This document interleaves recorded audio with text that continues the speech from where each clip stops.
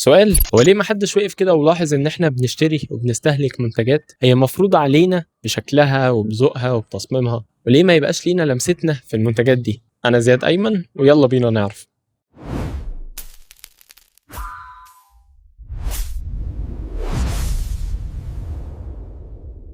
سنة 1760 كانت بداية الثورة الصناعية، واللي قلبت وغيرت نمط حياة البشرية بالكامل، وبالتحديد اللي غير حياتنا هو وجود مكن وآلات بتعمل حاجة كان بيعملها الإنسان.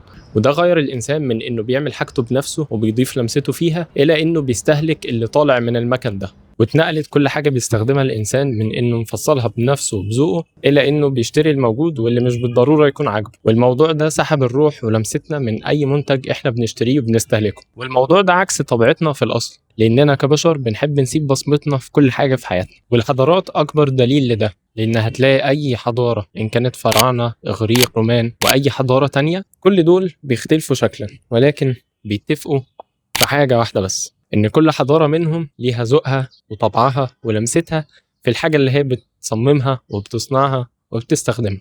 وهتلاقيه باين وموجود وواضح جدا في معابدهم وأسلحتهم ومبانيهم. وبسبب نفس المكن اللي بدأ الثورة الصناعية، هو هيبقى نفس السبب اللي هيرجع الناس تاني إنها تفصل وتصنع معظم حاجاتها بنفسها. وده كان بسببين: السبب الأولاني إن المكن اتطور وتحول من مكن عادي إلى مكن ديجيتال، ودخل فيه استخدام الكمبيوتر، وده سهل استخدامه وعملية تصنيع أي شيء عليه. فبقى من الممكن عادي لأي واحد ملوش أي علاقة بخلفية هندسية يقدر يستخدم المكن ده بسهولة، وبشوية خطوات يقدر يتعلم. تاني حاجة صغر حجمه، واللي خلى بسهولة إنك ممكن تحطه في بيتك. بداية الألفينات وبالتحديد من سنة 2001 حصل 3 أحداث.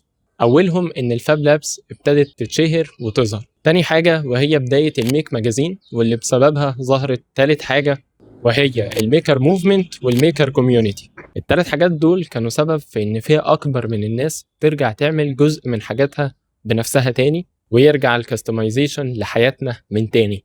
أي نعم، كان في قبلها طبعا ناس كتير بتفصل وبتصنع جزء كبير من حاجاتها بنفسها، ولكن الموضوع بقى أسهل أكتر واتشهر أكتر. وده لأن الفاب لابس هي اللي سهلت الموضوع ده جدا. تخيل تخش مكان زي ورشة كبيرة فيها مكن وأدوات كتير ومتاح ليك إنك تستخدمهم بنفسك، فكان طبعا حدث كبير جدا.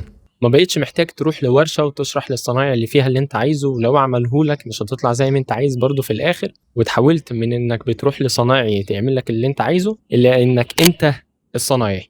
ومن هنا بقى عندنا حرية اننا ندمج اهتماماتنا اللي ملهاش علاقة ببعض ونطلع منها حاجة متفصلة لينا، إن كانت لوحة، روبوت، حلق، هدوم، أو أيا كان. وده الطبيعي اللي كان بيحصل قبل كده، ولكن وقف بسبب الماس برودكشن. بس خلينا أسألك سؤال قبل ما نخلص: تفتكر فعلا ان رجوع الانسان انه يعمل جزء من حاجته بنفسه ده ليه فايدة؟ وهل فعلا في مصر اماكن بيشجعوا الناس على كده، ومين هم؟ شاركني برأيك في الكومنتس وخلينا نجاوبه الحلقات الجاية. كان معاكم زياد ايمن، سلام.